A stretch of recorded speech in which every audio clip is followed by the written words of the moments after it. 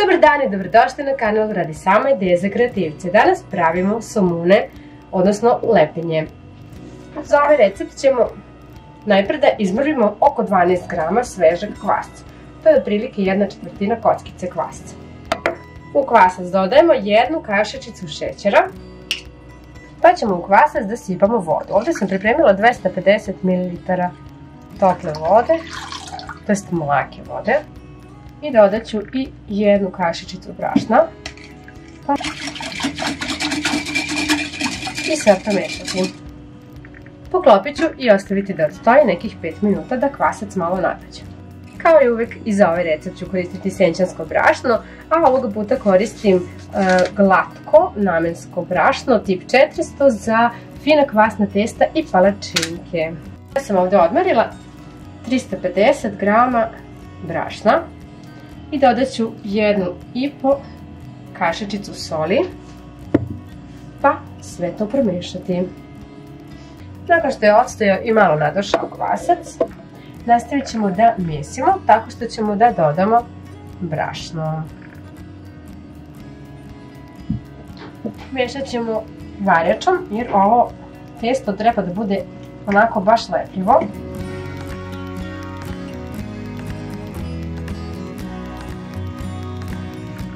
Prebacit ćemo testo na radnu površinu i umesiti ga. Ovdje sam pripremila 2 kašike ulja. Namazat ću sada posudu. Prebaciti testo pa preliti ostatak preko testa. Ja sam stavila maslinovo, možete i suncokretovo ulje staviti naravno. Nekad stavim jedno, nekad drugo. Preklopite prijanjujućom folijom pa ostavite da testo malo odmori i odstoji nekih pola sata na toplom mjestu. I evo, nakon što je testo malo odstojalo,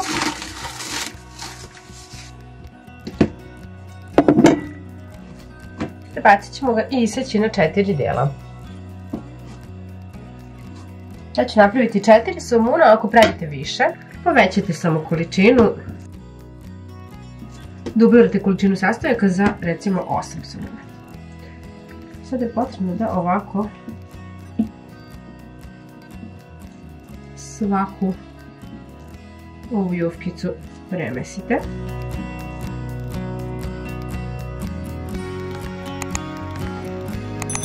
Oklagijom zatim samo malo istanjite jufkicu. Pa ređajte na pleh koji ste obložili papirom za pečenje. Ukoliko nemate papir za pečenje, onda pospite sa dosta brašna.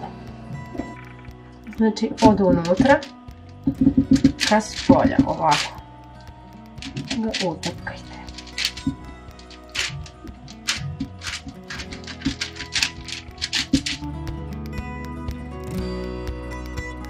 Blago zaseći somune.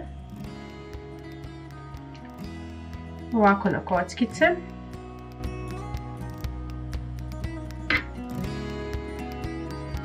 Odozgo pospite sa malo brašna.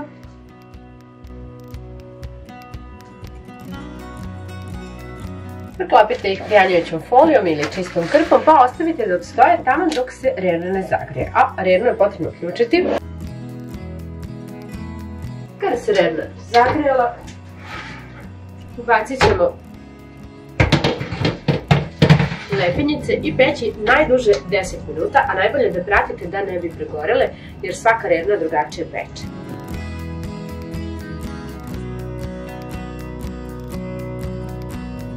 Kada ih izvadite iz rerne, prekrijte ih krpom i ostavite da se ohlade skroz, kako bi lepenje bile fine meke. Još uvijek su tople, ostavit ću ih još malo da stoje. I evo, kao što vidite, pogledajte koliko su one meke. I fine za punjenje. Možete koristiti za ćevape, za pljeskavice, roštilj ili ovako naravno ih jesti, veoma su ukusne. Nadam se da će vam se dopasti, puno vas pozdravljam, do sljedećeg viđenja, ćao!